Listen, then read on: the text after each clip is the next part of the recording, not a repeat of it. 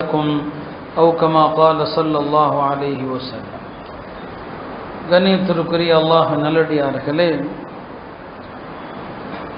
ஒரு மனிதனிடம் இருக்க வேண்டிய மிக முக்கியமான அம்சம் உயர்ந்த குணங்கள், நற்குணங்கள் தான் ஒவ்வொரு மனிதனிடமும் இருக்க வேண்டியது. எல்லாவற்றையும் அழகுபடுத்தக்கூடியது குணமே என்று பெருமானார் ஸல்லல்லாஹு அலைஹி வஸல்லம் சொல்வாங்க. ஒரு மனிதனுடைய பதவிக்கு அழகு நற்குணமே, ஒரு மனிதனுடைய செல்வத்திற்கு அழகு நற்குணம்தான். ஒரு மனிதனிடம் கல்வி அறிவு இருக்கிறது என்று சொன்னால் அந்த கல்வி அறிவை அழகுபடுத்துவதும் செல்வம்தான். ஒரு மனிதனிடம் இபாதத்துகள், வணக்க வழிபாடுகள் இருக்கிறது என்று சொன்னால் அந்த வணக்க வழிபாட்டுக்கு அழகு சேர்ப்பது அவரிடம் நற்குணம் இருப்பது தான். ஒரு மனிதனிடம் நற்குணம் என்பது, அறிஞர்கள் சொல்வார்கள், மீனுக்கு தண்ணீர் எப்படியோ அப்படித்தான். தண்ணீரை விட்டு மீன் பிரிந்து விட்டால் அதனுடைய கதி என்ன? அதே போலத்தான் ஒரு மனிதனிடம் எது ஒன்று இருந்தாலும் சரி, நற்குணம் இல்லை என்று சொன்னால் அவன் மனிதன் அல்ல. நற்குணத்தை கொண்டுதான் சமூகங்கள் உயருகிறது. நற்குணத்தை இழப்பதால் சமூகங்கள் தாழ்ந்து போகிறது. இதுதான் உலக நியதியாக இருக்கிறது. எனவேதான் மார்க்கம் குணத்திற்கு அவ்வளவு முக்கியத்துவம் அளிக்கிறது.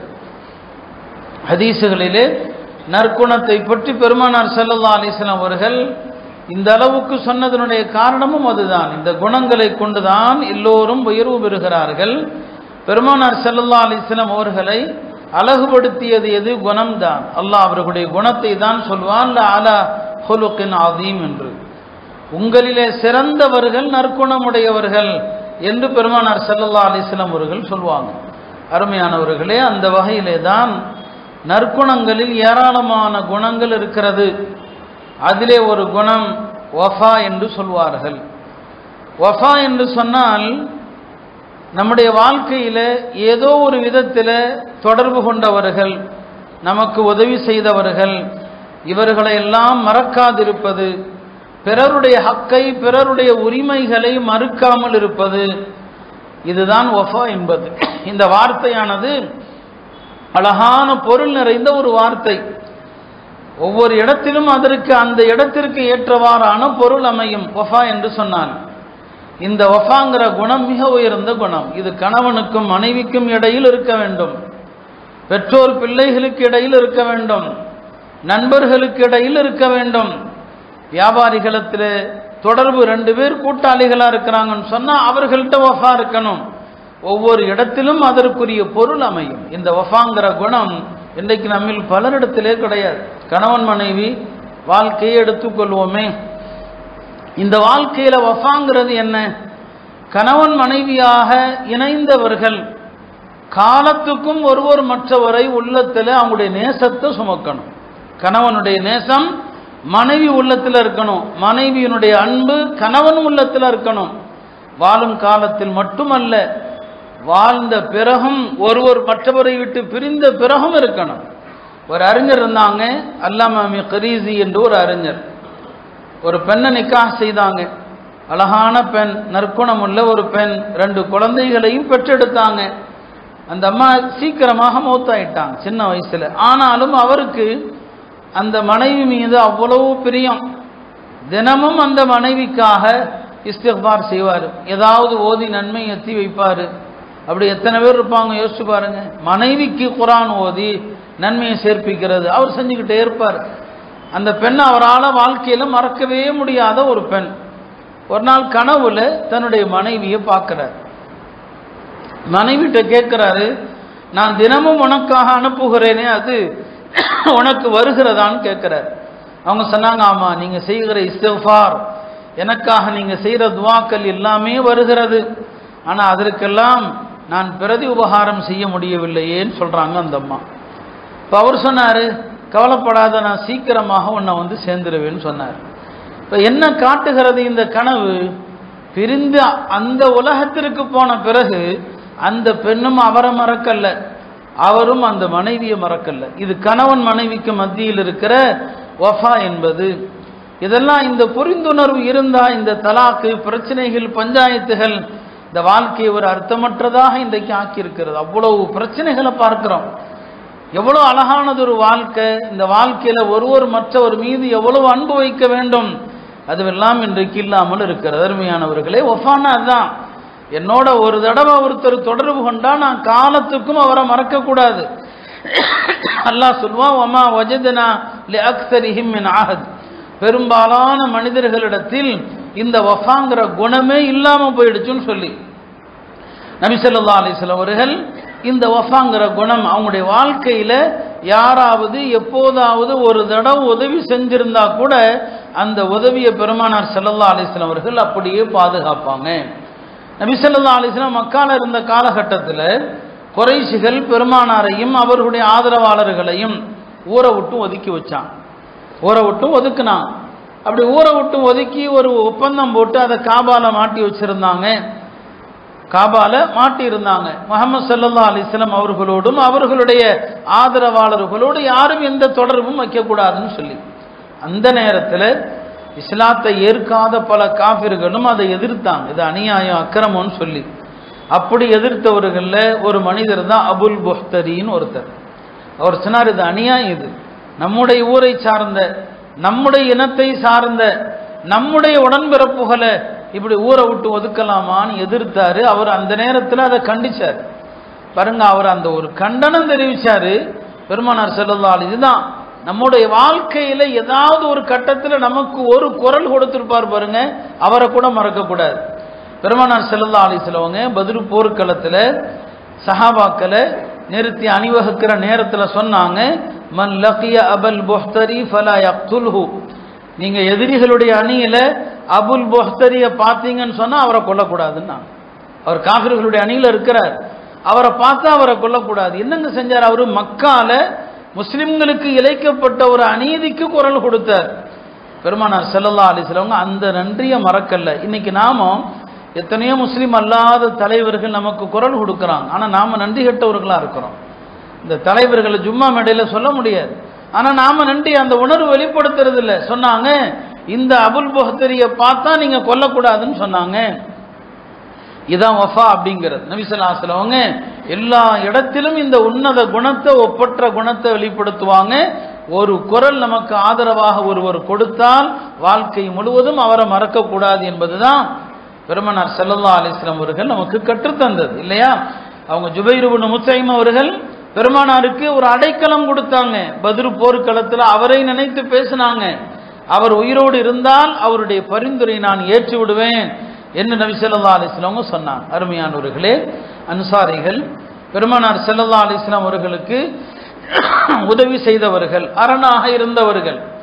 நீங்க ஹதீஸுடைய நூல்களை எடுத்து பாருங்க, மனாகிபுல் அன்சார், அன்சாரிகளுடைய தனிச்சிறப்புகள் அப்படின்னு பாடம் இருக்கும். நபி ஸல்லல்லாஹு அலைஹி வஸல்லம் அன்சாரிகளுடைய அவங்க செஞ்ச உதவியை குறித்து எப்படி எல்லாம் சொன்னாங்க. அவங்களுக்கு துஆ செய்றாங்க, அல்லாஹும்ம அக்ஃபிரில் அன்சார் வலி அப்னாஇல் அன்சார் வலி அப்னாஇ அப்னாஇல் அன்சார். யா அல்லாஹ், அன்சாரிகளுடைய பாவங்களை மன்னிப்பாயாக, அன்சாரிகளுடைய பிள்ளைகளுடைய பாவங்களை மன்னிப்பாயாக, அன்சாரிகளுடைய பிள்ளைகளின் பிள்ளைகளுடைய பாவத்தை மன்னிப்பாயாக. நபி ஸல்லல்லாஹு அலைஹி வஸல்லம் மரண தருவாயில சொன்னாங்க, உஸீக்கும் பில் அன்சார், நான் அன்சாரிகள் விஷயத்துல உங்களுக்கு நான் வசியத்து செய்றேன். அன்சாரிகளுக்கு எந்த கஷ்டமும் கொடுக்க கூடாது. அன்சாரிகள் யாரு தெரியுமா? என்னுடைய இறைப்பைன்னு சொன்னாங்க. பெருமானார் ஸல்லல்லாஹு புகாரில வருது, அன்சாரிகள் என்னுடைய இறைப்பை, அன்சாரிகள் என்னுடைய கருவூலன்னு சொன்னாங்க. அன்சாரிகளை தொந்தரவு செய்பவன் தண்ணீரில் உப்பு கரைவது போல கரைஞ்சிருவான்னு சொன்னாங்க. அன்சாரிகளை நேசிப்பவர் மோமின், அன்சாரிகளை வெறுப்பவர் முனாஃபிக்குன்னு சொன்னாங்க. இதுல என்ன? அவங்க செஞ்ச அந்த உதவிக்காக தானே பெருமானார் ஸல்லல்லாஹு அலைஹி வஸல்லம் அவர்கள் இந்த உன்னதமான குணத்தை காட்டுறாங்க. யார் நமக்கு வாழ்க்கையில எந்த கட்டத்தில் நமக்கு உதவி செய்தாலும் அவருடைய உதவியை நாம மறக்கவே கூடாது என்பதை தான் காட்டுகிறது. பெருமானார் ஸல்லல்லாஹு அலைஹி வஸல்லம் உடைய மருமகன் அபுல் ஆஸ் என்று ஒருவர் இருந்தார். பெருமானாருடைய மகளார் ஜைனபுடைய கணவர் அபுல் ஆஸ். அவர் ரொம்ப நாள் வரைக்கும் முஸ்லீம் ஆகல. ஜைனப் ரலியல்லாஹு அன்ஹா பெருமானாருடைய மகளார் முஸ்லீம் ஆயிட்டாங்க. பத்ரு போர்க்களத்தில் பெருமானாருடைய மருமகன் அபுல் ஆஸ் எதிரிகளுடைய அணியில தான் இருக்கிறார். கைதியாக அவரும் பிடிக்கப்படுறாரு. அவரை விடுவிச்சாங்க. நபி ஸல்லல்லாஹு அலைஹி வஸல்லம் ஒரு கண்டிஷன் போட்டு விடுவிச்சாங்க. மக்கா போனதும் என்னுடைய மகளை பத்திரமா மதீனாவுக்கு அனுப்பிடணும்னு சொல்லி அபுல் ஆஸ் அவர்கள் பெருமானாருக்கு கொடுத்த வாக்குறுதியை காப்பாத்தினாங்க. மக்கா முக்கர்ரமா சென்றதும் பெருமானாருடைய மகளை ஜைனப மதீனாவுக்கு பத்திரமா அனுப்பி வச்சாங்க. பெருமானார் ஸல்லல்லாஹு அலைஹி வஸல்லம் அதை ரொம்ப சிலாகித்து சொல்லுவாங்க. அபுல் ஆஸ் வஃபியாக இருந்தார், கொடுத்த வாக்குறுதியை காப்பாற்றுவோராக இருந்தார். என் மகளை அனுப்பணும்னு சொன்ன அனுப்பி வச்சுட்டார். பின்னால ஹிஜ்ரி 8ஆம் ஆண்டு முஸ்லிம்களுடைய ஒரு அணி ஸைத் இப்னு ஹாரிஸா தலைமையில ஒரு அணி வழியில இந்த பெருமானாருடைய மருமகன் அபுல் ஆஸ் ஷாம்ல இருந்து வந்துட்டு இருப்பாரு. ஷாம்ல இருந்து வந்து கொண்டிருப்பவரை முஸ்லிம்கள் எல்லாம் பிடிச்சிருவாங்க, எல்லாம் அவரை பிடிச்சிருவாங்க. அவர் அது வரைக்கும் இஸ்லாத்துக்கு வரல. மதீனாவுக்கு அவரை கொண்டு வருவாங்க. அவர் அவங்கள்ட்ட இருந்து தப்பி தன்னுடைய மனைவி யார் வீட்டுக்கு, ஜைனப் வீட்டுக்கே போயிடுவார். இது நடக்கிறது 6 வருஷத்துக்கு பிறகு. 6 வருஷத்துக்கு பிறகு கணவன் மனைவி சந்திக்காம இருக்கிறாங்க. மனைவிட்ட போயிடுறாரு, போய் சொல்றாரு, முஸ்லிம்கள் எல்லாம் என்ன பிடிச்சிட்டாங்க, எனக்கு நீ தான் அடைக்கலம் கொடுக்கணும்னு சொல்லி. ஜைனப் ரலியல்லாஹு அன்ஹா காலையில ஃபஜ்ருடைய நேரம் பள்ளிக்கு வர்றாங்க. பெருமானார் ஸல்லல்லாஹு அலைஹி வஸல்லம் அவங்க தொழுது முடிக்கிறாங்க. அப்ப ஜைனப் சொன்னாங்க, முஸ்லிம்களே, என் கணவரை நீங்க பிடிச்சிட்டு வந்துட்டீங்க, என் கணவருக்கு நான் அடைக்கலம் கொடுக்குறேன் அப்படின்னு சொன்னான். உடனே நபி ஸல்லல்லாஹு அலைஹி வஸல்லம் அவர்களும் அபுல் ஆஸை யாரும் ஒன்றும் செய்யக்கூடாது, எதுவும் செய்யாதீங்க.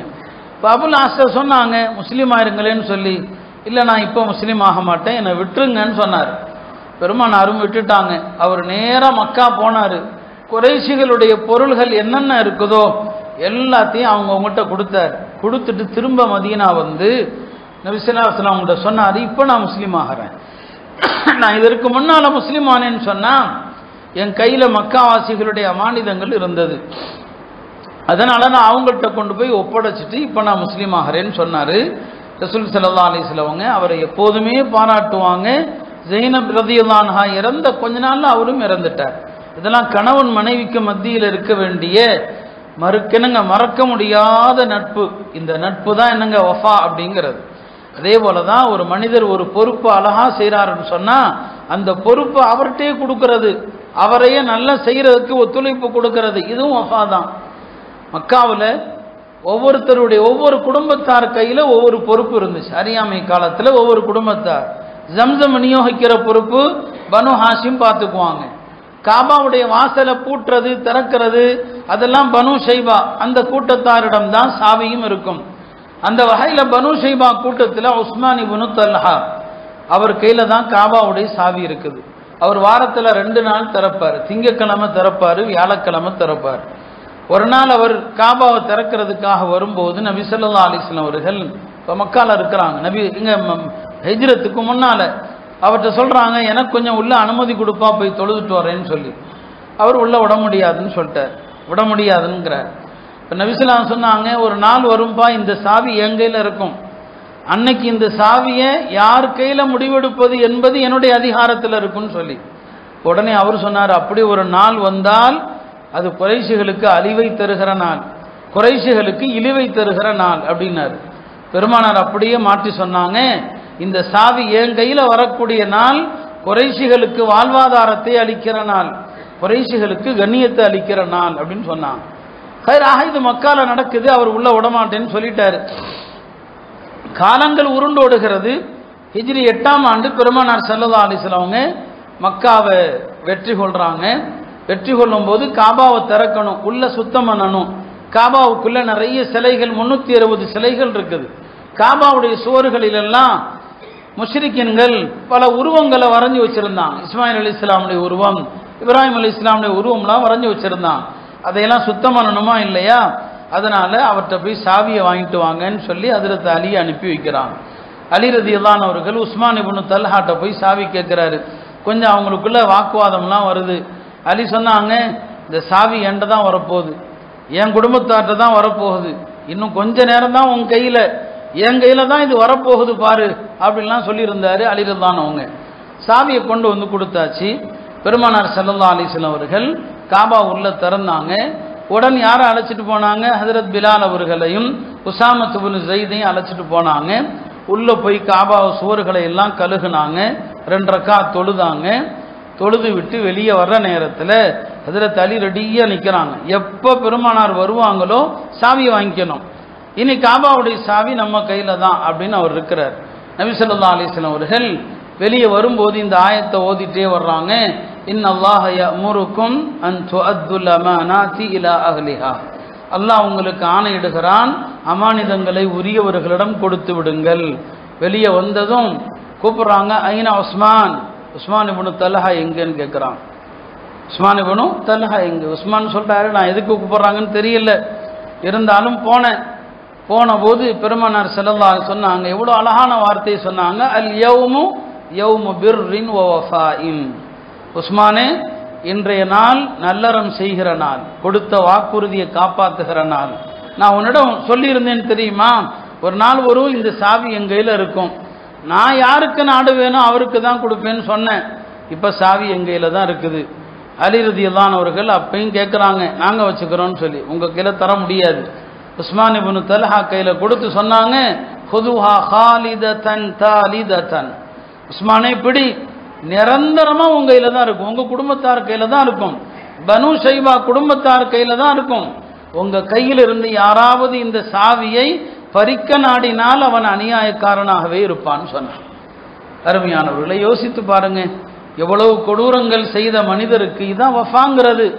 இந்த மாதிரி குணங்கள் தான் நம்முடைய வாழ்க்கையில உயர்வு தரும். அன்பர்களே, நாம சின்ன சின்ன கஷ்டங்கள் இன்னல்கள் கொடுத்தவர்களை மன்னிக்க மறுக்கிறோம். நபி ஸல்லல்லாஹு அலைஹி வஸல்லம் அவங்க பொடி உங்க கையில தான் காலத்துக்கும் இருக்குன்னு சொல்லி, அவர் அப்பதான் முஸ்லீம் ஆனாருன்னு ஒரு கருத்து. யாரு? உஸ்மான் இப்னு தல்ஹா, நான் உங்களை ரசூலாக ஏத்துக்கிறேன்னு சொல்லி. இன்னொரு கருத்துப்படி அதுக்கு கொஞ்சம் முன்னாலே முஸ்லீம் ஆயிட்டாருன்னு சொல்லி. அருமையானவர்களை, இப்படித்தான் நபி ஸல்லல்லாஹு அலைஹி வஸல்லம் உடைய வாழ்க்கை முழுவதும் இந்த உன்னதமான குணத்தை கடைபிடித்தாங்க. சஹாபாக்களுக்கும் இந்த உன்னத குணம், யாருடைய எந்த நன்றியையும் பெருமானார் ஸல்லல்லாஹு அலைஹி வஸல்லம் அவர்கள் மறக்கக்கூடாதுமா. முஸ்லிம்களிடத்துல அந்த குணம் இருந்துச்சு. எல்லார்ட்டையும், காஃபிர்களோடும் சரி, எல்லா மனிதர்களோடும் முஸ்லிம்கள் அதை பேணுனாங்க. ஒரு காலகட்டத்தில் ஷாம்ல உள்ள ஹிம்ஸ் அப்படிங்கிற ஒரு நகரம், அந்த காலகட்டத்தில் அது கிறிஸ்தவர்களுடைய நகரம், கிறிஸ்தவ தேவாலயங்கள் நிறைந்த நகரம். முஸ்லிம்கள் அதை கைப்பற்றினாங்க. அங்க கிறிஸ்தவர்கள், நாங்கள்லாம் கிறிஸ்தவர்களாக இருக்கிறோம், நாங்கள் இஸ்லாத்துக்கு வர விரும்பல, உங்களுக்கு நாங்கள் ஜிஸியா கொடுத்துறோம். ஜிஸியாங்கிறது என்ன? முஸ்லிம் அல்லாதவர்களை இஸ்லாமிய அரசாங்கம் பாதுகாப்பதற்கு வாங்கக்கூடிய ஒரு வரி, அதான் ஜிஸியா. அது ரொம்ப சொற்பமான வரி தான். அந்த கிறிஸ்தவர்கள் சொன்னாங்க, நாங்க பாதுகாப்பு வரி கொடுத்துறோம், நாங்க கிறிஸ்தவர்களா இருக்கிறோம், இஸ்லாமிய சட்டம் இடம் கொடுக்குது, தாராளமா இருந்துக்குங்கன்னு சொன்னாங்க. காலங்கள் ஓடுது, அங்க முஸ்லிம் படைகள் இருக்கிறாங்க, அந்த மக்களும் சந்தோஷமா இருக்கிறாங்க, நல்லதான் இருக்கிறாங்க. கொஞ்ச நாள் ஆகுது, ரோமானியர்கள் முஸ்லிம்களை எதிர்த்து படை திரட்டுறாங்கன்னு சொல்லி தகவல் வருது. அப்போ கலீஃபா உமர் அவர்கள் உத்தரவிடுறாங்க, இந்த ஹிம்ஸுங்கிற பகுதியில் நிறுத்தப்பட்ட படைகளுக்கு நீங்க அங்கிருந்து வந்துருங்கன்னு சொல்லி. இப்போ அந்த படை வீரர்கள் சொன்னாங்க, நாங்க வந்துட்டா இந்த கிறிஸ்தவர்களை யாரு பாதுகாக்கிறது? அவங்கள்ட்ட இருந்து ஜிஸியா எதுக்கு வாங்குறோம்? அவங்கள பாதுகாக்கிறதுக்கு தானே வாங்குறோம், அவங்கள விட்டுட்டு நாங்க எங்க வர்றதுன்னு சொல்லி உமர் தான் சொன்னாங்க, அப்படியானால் இதுவரைக்கும் அவர்களிடமிருந்து வாங்கிய ஜிஸியா முழுவதையும் அவர்களிடமே திருப்பி கொடுங்கள்னு சொல்லிட்டான். அறிவிப்பு செய்யப்படுது, கிறிஸ்தவ பெருமக்களே எல்லாம் வாங்க, இதுவரைக்கும் நீங்க கட்டின ஜிஸியா பணத்தை பூரா கொடுத்துறோம், வாங்கிக்கன்னு சொன்னான். அவங்க வர்றாங்க, என்ன ஆச்சு, நல்லதானே போயிட்டு இருந்துச்சு, ஏன் எங்க பணத்தை திரும்ப தர்றீங்கன்னு சொல்லி. இல்லை, இந்த பணத்தை நாங்க எதுக்காண்டி வாங்கினோம்? உங்களை பாதுகாக்கிறதுக்கு தான் வாங்கினோம். இப்போ நாங்க வேறொரு பகுதிக்கு சண்டைக்கு போக வேண்டி இருக்குது, உங்களை பாதுகாக்க முடியல, பாதுகாக்க முடியலன்னா பணத்தை திருப்பி கொடுத்தரணும், இந்தாங்க இதான் அங்க சட்டம்னு சொல்லி அந்த மக்கள் அதிசயித்து போனாங்க. எல்லா கிறிஸ்தவர்களும் முஸ்லீம் ஆயிட்டாங்க. இப்படி ஒரு மார்க்கமா? வாங்கின பணத்தை திருப்பி கொடுக்கிற ஒரு அரசாங்கம் உலகத்தில் இருக்குமா? வாங்கின பணத்தை இந்த கவர்மெண்டாவது திருப்பி தருமா? என்ன இன்னைக்குள்ள அரசுகளுடைய லட்சணத்தை நம்ம பேச முடியாது. இப்போ இப்படி ஒரு அரசாங்கமா இது? சொன்னாங்க, நாங்க இஸ்லாத்துக்கே வந்துடுறோம், உங்களோடு சேர்ந்து நாங்களும் போர் செய்கிறோம். அருமையானவர்களே, இதுதான் வஃபா என்பது. சொன்னா இல்லையா, வஃபாங்கிற குணம் மிக உயர்ந்த குணம். கொடுத்த வாக்குறுதி என்ன? ஜிஸியா வாங்குறோம், உங்களை பாதுகாக்கிறோம். எப்போ உங்களை பாதுகாக்க முடியலையோ அப்ப நாங்க வசூலித்த எல்லா பணத்தையும் உங்களிடமே தந்து விடுகிறோம், நீங்களே பிடியுங்கள் என்று சொன்னாங்க. இதுதான் பெருமானார் ஸல்லல்லாஹு அலைஹி வஸல்லம் அவர்கள் தம்முடைய தோழர்களை அப்படி உருவாக்கி இருந்தார்கள். அருமையானவர்களே, அதுதான் எல்லா இடங்களிலும் வெளிப்பட்டது. அபூ ராஃபியா அப்படிங்கிற ஒரு சஹாபி, அவர் பெருமானாருடைய தந்தை ஹஜ்ரத் அப்பாஸ் அவர்களுடைய அடிமையா இருந்தார், விடுதலை செய்யப்பட்டார். இந்த அபூ ராஃபி அவர்கள் மக்கால இருக்கிறார், காஃபிரா தான் இருக்கிறார். அவரை மக்கா காஃபிர்கள் மதீனாவுக்கு அனுப்புறாங்க. பெருமானாரை சந்தித்து ஒரு கைதிகள் விஷயத்துல பேச்சுவார்த்தைக்காக அவரை அனுப்புறாங்க. அவர் காஃபிரா தான், காஃபிர்களுடைய தூதராக எங்க வர்றாரு? மதீனா வர்றாரு. மதீனா வந்த இடத்துல மதீனாவுடைய சூழலை பார்க்கிறாரு, முஸ்லிம்களை எல்லாம் பார்க்கிறாரு. அவருக்கு இஸ்லாம் பிடித்து விட்டது, முஸ்லீம் ஆயிட்டார். முஸ்லீம் ஆன பிறகு நீ மக்கா போக வேண்டாம், மதீனாலே உட்கார்ந்துடலான்னு நினைக்கிறார். பெருமானார் ஸல்லல்லாஹு அலைஹி வஸல்லம் கிட்ட சொன்னார், யா ரசூலல்லாஹ், நான் மக்கா போகல, இங்கேயே உட்கார்ந்துறேன்னு சொல்லி. நபி ஸல்லல்லாஹு அலைஹி வஸல்லம் உயர்ந்த பண்பை பாருங்க. அபூ ராஃபி அவர்களே, நீங்க இப்ப காஃபிர்களுடைய தூதராக வந்தீர்கள். அவங்க தூதராக வந்தா ஒரு தூதரை பிடித்து வைப்பதற்கு எனக்கு அனுமதி இல்லை. நீங்க மக்கால போய் அவங்கள்ட்ட எந்த தகவலை சொல்லணுமோ சொல்லிவிட்டு அதுக்கப்புறம் மதீனா வந்து முஸ்லிம்களோடு வாழணும்னா வாழ்ந்துக்குங்க, ஆனா இப்ப இங்க இருக்கக்கூடாது. பெருமானார் ஸல்லல்லாஹு அலைஹி வஸல்லம் அவங்க ஆள் பிடிக்கிற வேலையை செய்யல. இஸ்லாத்துக்கு ஒரு ஆள் புதுசா கிடைச்சிட்டான், இஸ்லாத்துக்கு ஒரு ஆள் வந்துட்டாங்கிறதுக்காக ஒழுக்கங்களையும் பண்பாடுகளையும் இலக்கல நபி ஸல்லல்லாஹு அலைஹி வஸல்லம் அப்படி ஒரு தீனை கற்றுக் கொடுக்கல. ஒரு ஆள் எக்ஸ்ட்ரா கிடைச்சிருச்சு உட்கார்ந்துக்கப்பா சொன்னாங்க. இல்ல, நீ தூதராக வந்திருக்கிற, நீ போயிடு மக்காவுக்கு. அங்க போன பிறகு அவங்கள்ட்ட சொல்ல வேண்டிய செய்தியை சொல்லிட்டு திரும்ப மதீனா வர வேண்டும் என்றால் நீ திரும்ப மதீனா வான்னு சொன்னான். அருமையானவர்களே, இதுதான் இஸ்லாம் எல்லா இடங்களிலும் கற்றுக் கொடுக்கக்கூடிய உயர்ந்த குணம். இந்த குணத்தை பத்தி தான் நபி ஸல்லல்லாஹு அலைஹி வஸல்லம் ஹதீஸுகள்ல அடிக்கடி சொல்லிக்கொண்டே இருப்பாங்க. சொன்னாங்க, நீங்க 6 குணங்களை நீங்கள் பொறுப்பெடுத்துக் கொண்டால் உங்களுக்கு நான் சொர்க்கத்தை பொறுப்பெடுக்கிறேன். 6 விஷயங்கள். இந்த 6 விஷயங்களுக்கு நீங்க பொறுப்பெடுத்தா நான் உங்களுக்கு சொர்க்கத்தை வாங்கி தர்றேன். அந்த 6 விஷயம் என்ன? உஸ்துகு இதா ஹத்தஸ்தும், பேசினால் உண்மை பேசுங்க. வஅஃபு இதா வஅத்தும், வாக்குறுதி கொடுத்தால் அந்த வாக்குறுதியை காப்பாத்துங்க. வஅத்து இதா துமின்தும், உங்களிடம் அமானிதமாக ஒப்படைக்கப்பட்டால் அந்த அமானிதத்தை பாதுகாத்துக் கொள்ளுங்கள். வஹ்ஃபது ஃபுரூஜக்கும், உங்களுடைய கற்புகளை பேணுங்கள், உங்களுடைய பார்வையை பேணுங்கள், உங்களுடைய கரத்தை பேணுங்கள். இந்த 6 விஷயத்திற்கு நீங்க பொறுப்பெடுத்தீங்கன்னு சொன்னா நான் உங்களுக்கு சொர்க்கத்தை வாங்கி தரேன்னு சொல்றான். அதுல முக்கியமான விஷயம் என்ன? 2 விஷயம்தான். அமானிதத்தை பாதுகாக்கிறது, வாக்குறுதியை பாதுகாக்கிறது. இந்த 2 விஷயத்தை நீங்க பாதுகாத்துறதா நபி ஸல்லல்லாஹு அலைஹி வஸல்லம் அழுத்தம் திருத்தமாக சொன்னாங்க. ரசூல் ஸல்லல்லாஹு அலைஹி வஸல்லம் தன்னுடைய தோழர்கள் சஹாபாக்கள் எல்லார பத்தியும் பெருமையா பேசுவாங்க. அதனாலதான் சொல்லுவாங்க, லா தசுப்பு அஸ்ஹாபி, என் தோழர்களை திட்டாதீர்கள். சஹாபாக்களை திட்டக்கூடாது, எந்த நபி தோழரையும் நாம தவறா பேசக்கூடாது. எல்லாருடைய பெருமையும் சொல்லுவாங்க, அபூபக்கருடைய பெருமையை சொல்லுவாங்க. சொன்னாங்க, என் தோழர்கள்ல யாரெல்லாம் எனக்கு உதவி செஞ்சாங்களோ எல்லாருடைய உதவிக்கும் நான் பிரதி உபகாரம் செய்து விட்டேன்.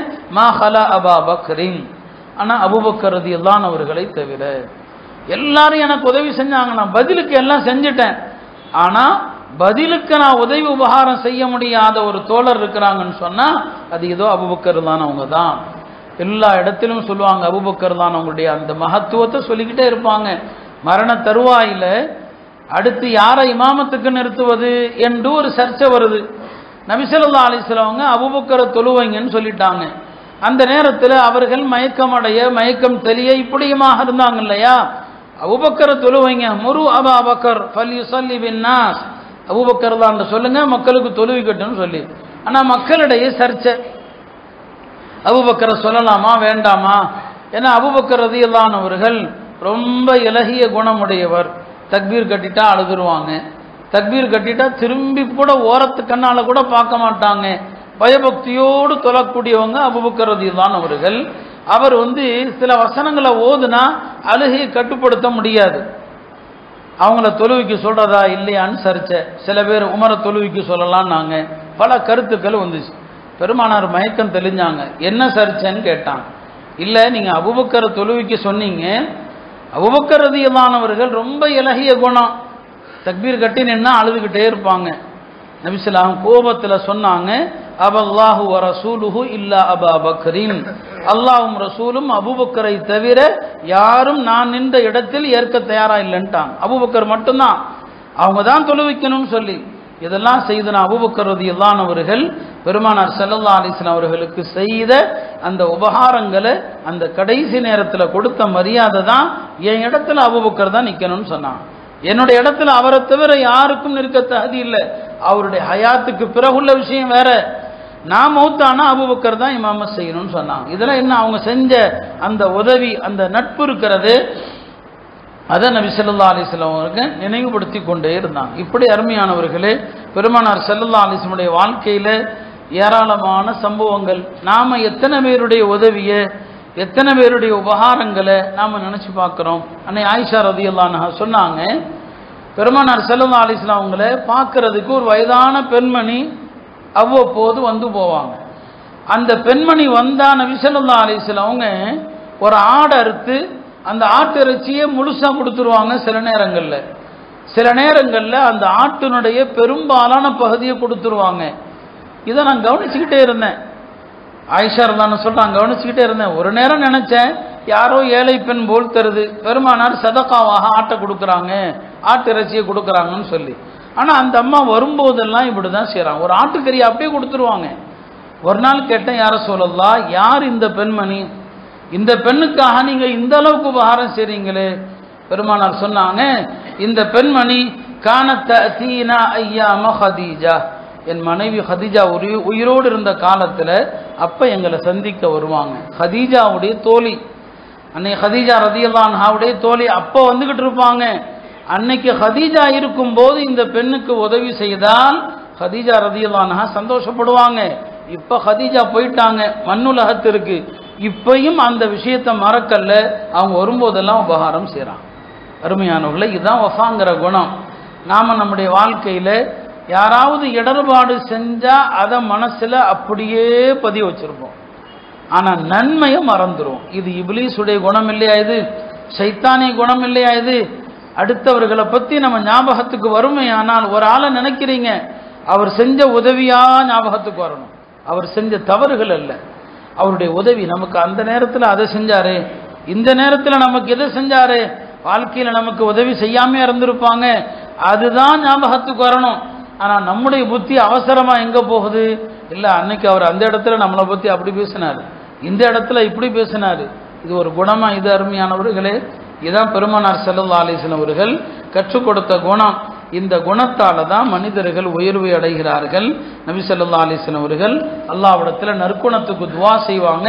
அல்லாஹும்ம கமா ஹஸ்ஸன்த ஹல்கி ஃபஹஸ்ஸின் ஹுலுகி, யா அல்லாஹ் என்னுடைய தோற்றத்தை அழகாக்கினாய், என்னுடைய குணத்தையும் அழகுபடுத்துவாயாக.